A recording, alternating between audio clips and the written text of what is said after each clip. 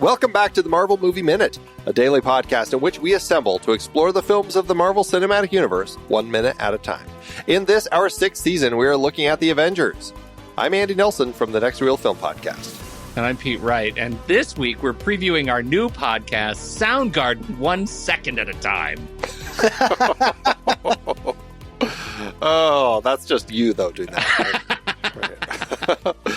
Today we're talking about minute 138, which begins with 9 VFX production assistants and ends with prosthetic and suit effects by Legacy Effects. And, of course, back on the show, Tommy Metz III. Hello, Tommy. Hey, guys. Thank you so much for having me. This is the minute I've been waiting to talk about. Finally. Yep. It's only taken 138 minutes to get here. Well, this minute continues with yesterday's visual effects core team, and then we go into the stereo team, which is doing all the 3D work. Production sound team, props, accounting, playback, grips and electric, locations, costumes, hair makeup, special effects supervision, set decoration, casting associates, production assistants, personal assistants, construction, and then at the very end we get into prosthetic and suit effects. All right, so, again, lots of important people here, but we each picked one name to talk about here. So who would like to kick things off today?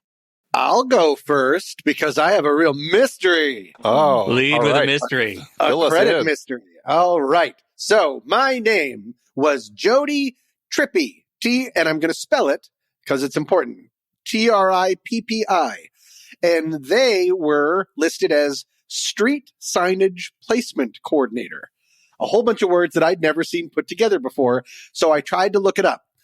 The position does not seem to exist. It is not listed anywhere on the internet. My main guess is because Jodi is listed after travel coordinators, Catherine Galbraith and Sydney Hunn, that they are in charge of putting up those yellow and black signs directing crew members where to park and where base camp is. This is my main guess because those signs are ubiquitous around Los Angeles. Do you know what kind of signs I'm talking about, Pete? No idea. I have no idea what you're talking about. It's an arrow. We can probably find a picture of it. But it's an arrow, a black on yellow arrow, and it'll say some sort of like clever, because they want to hide what the production is. So it would never say Avengers, but it would probably be called like Blue People or something like that. And it just tells people where to go, where that base camp is, where Video Village is, or more importantly, where parking is. That's my guess, because I don't know what else Street Signage Placement Coordinator wouldn't be like in the art department or something. Right. But in trying to find out more about Jodi, here's the mystery.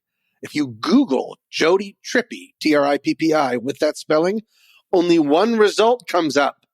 And it's of a fan listing of the Avengers credits. There's no Jodi Trippi. What?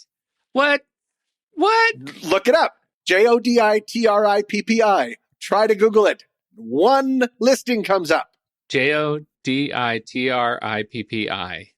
I didn't think this was possible.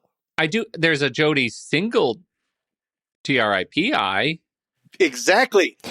There's the big possibility is what it seems to be is it's a misspelling because Jodi Trippi, Trippi, is listed as a researcher. Yeah. On IMDb, but nowhere else does Street Signage Placement Coordinator exist. Jodi Trippi with 1P has extensive credits involving stock footage and licensing images for film and television, most recently on Indiana Jones and the Tale of the Old Man with the Whip.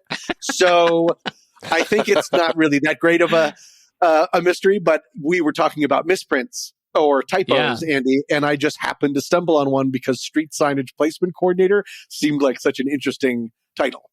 I just submitted my request to connect with Jodi Trippi, Trippi, on LinkedIn. So we'll let you know how it goes. There you go. Excellent. There you go. Thank you very much. And I am going to now become Jodi Trippi with 2 Ps. I am taking that name, and I'm going to start putting up signs as soon as we finish recording. It is really interesting because Jodi Trippi 1P is credited in the Avengers as researcher, as you were saying, kind of like the whole stock footage research and all this sort of stuff. But how does that tie into, as you said, what street signage placement coordination? Right. Yeah, so it does make me wonder, is this a typo? Are they 2 people? We haven't gotten to the minutes where we'd be looking at people who'd be potentially doing research, but we'll have to keep our eye out and see if Jodi Trippi with 1P ends up in that section. Excellent. So that's my person, and I know nothing else about them because they don't seem to exist. The end. Really interesting. I'm even trying to find him on Facebook. There's no Jodi Right? Trippi 2Ps on There's Facebook or no. Instagram, but there is the 1P. I think I kind of thought that every name exists and they will always come up on Google, but we found the one that breaks it. That only exists as a pseudonym. I think that there's more of like a mystery. Yeah, I do too. Yeah. Well, this ties into something else that I wanted to talk about this with this particular minute that we may as well just throw in here is that this, I mentioned in the last minute how we had an associate producer who didn't show up on IMDb. In this minute, we have an entire trio of people who all are working together who didn't get put onto IMDb. And again, I don't know if this is just the process of some poor PA in the office who has said, okay, take this list of credits. You're going to input all of this into IMDb, and they just accidentally skipped some. I'm not exactly sure how it happened. But yeah, we have this entire section of these three people all working together who did not make it in to the Avengers credits. And it's very peculiar to me that that actually ends up happening. But again, here it is. The three people who, again, are all working together. We have Carlo Perez, Stacey A. Davis, and Ronnie Riggs. And what are their positions again? So Carlo Perez is the special effects modeler gang boss, and then Stacey Davis and Ronnie Riggs are the special effects plasterers. So they're all on kind of the special effects team working, not necessarily like at an effects company. They're just actually part of the crew. But those three don't show up on IMDb, and I couldn't figure out why. Like right below them, you've got two more special effects plasterers who do show up on IMDb. So I don't get it. Huh. Yeah. We're really uncovering a lot of this IMDb really conspiracy. Yeah. To hide people and their talents. I'm starting to think there's not a Marvel. Did I go too far to the top? Yeah, all the way. You went all the way to the It goes top. all the way to the middle. But 100%, I love what Andy just said about just some PA who was in charge of it. Yeah, it's so like low res, this part of things that you think is so like hammered in rock. It's just someone typing and then someone else is in charge of retyping it to another place.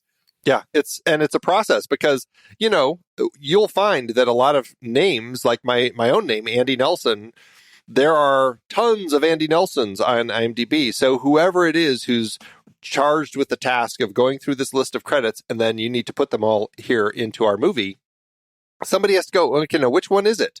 And make sure that they're actually picking the right one. Right. It's not a fun process. And then you look at this list of like these hundreds of names, and it's like, yeah, that's going to be, a couple of weeks work. Yes. Fun times. So is it my turn? Well, I was going to do my actual name. Oh, of course. Do your name. I thought that was it.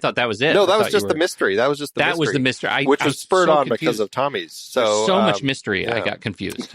I went ahead and went for somebody a little bigger, and I was curious about kind of the people who do kind of the magic of making our stars look as good as they do. And so I ended up picking Heba Thorisdottir. And I just love the fact that her name is essentially daughter of Thor, or Thor's, I guess. But awesome. I thought that was fantastic. Heba Thorisdottir is Icelandic. She's been working in LA for quite some time and, got her start back in 1987. Working on a movie called P.I. Private Investigations. I'm not exactly sure what that was, but then she was doing music videos with Sting, and her first, and then the TV series Twin Peaks she worked on, Beverly Hills 90210 she worked on, Dance Workout with Barbie she worked on. Very relevant to what's going on now. Yep. But it looks like perhaps her first actual feature film is Twin Peaks Fire Walk With Me. Wow. Okay. Yeah. Did you guys know Laura Palmer went to my high school? Oh, really? Cheryl Lee. Yeah, went to Fairview. I did not know that. That is cool. She's been working in the business for a long time. Obviously in the hair makeup industry, and then really worked her way up to the point where she was makeup department head. Looks like, she was a key in 2001 in a documentary called Women in Film, and then 2003 makeup department head in Kill Bill Volume 1. So she had a great jump there with Quentin Tarantino. And really, from that point forward, I mean, Kill Bill Volume 2, Life Aquatic with Steve Zissou, The Island, The Black Dahlia, The Prestige, The Nanny Diaries, where she worked with Scarlett Johansson, also The Prestige and The Black Dahlia. Mm-hmm. And really because of that, that's kind of led her to become one of these people who is often credited, as she is here, as makeup artist for Miss Johansson and Miss Paltrow.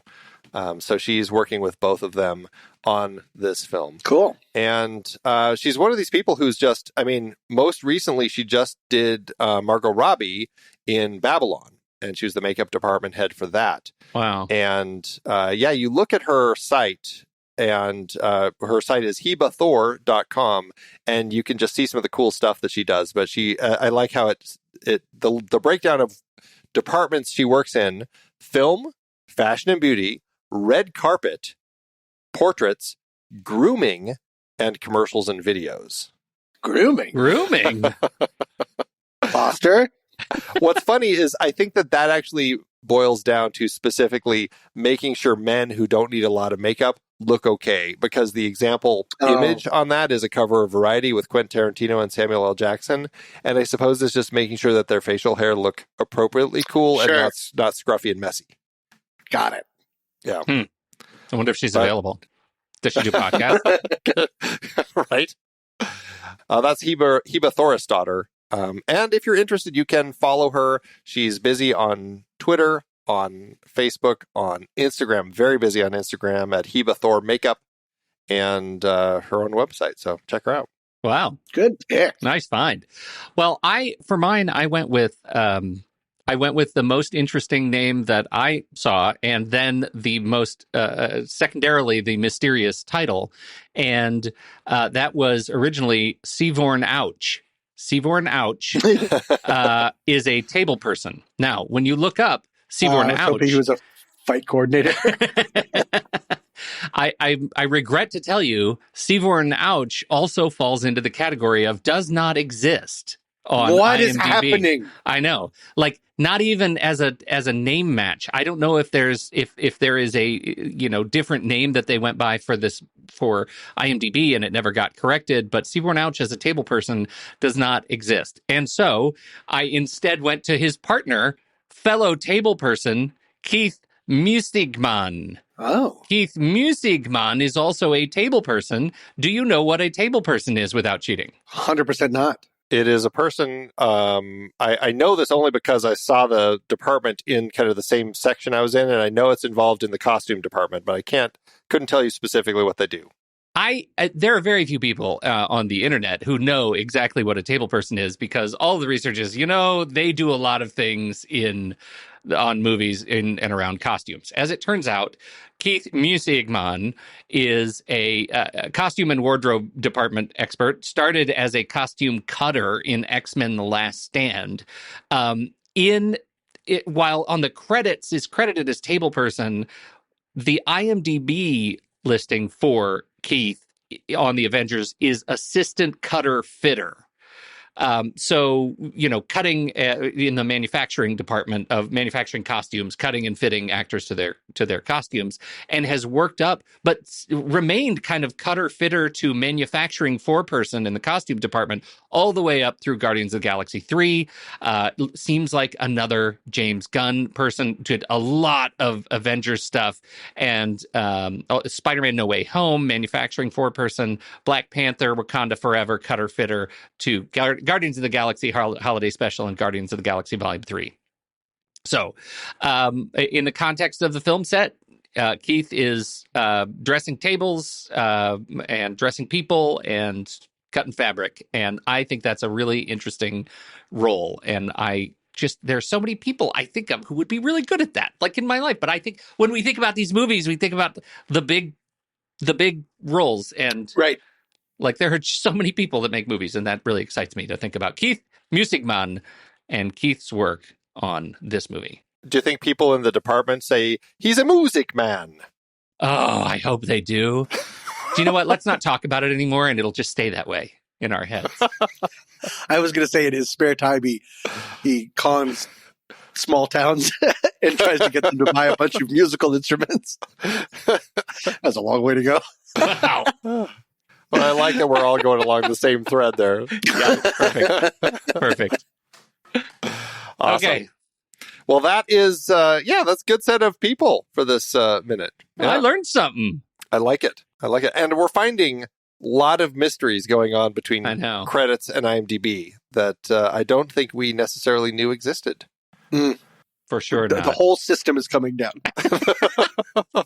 The IMDb industrial complex must fall. Exactly. The M stands for mistake. All right. Well, that is it for today's Minute. We will be back tomorrow to talk about Minute 139. More with Tommy. Should be fun. Yay! Should be fun. So Tommy, thank you so much for joining us. My absolute pleasure. Thank you. I look forward to tomorrow. And Pete, thanks as always.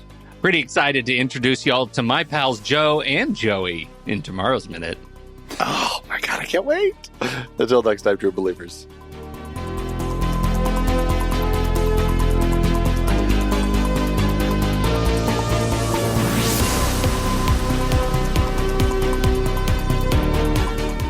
Marvel Movie Minute is a production of TruStory FM, engineering by Andy Nelson. This season's music is Message to the World by Anthony Vega, and this season's show art is by Winston Yabo. Find the show at TruStory.fm. If your podcast app allows ratings and reviews, please consider doing that for our show.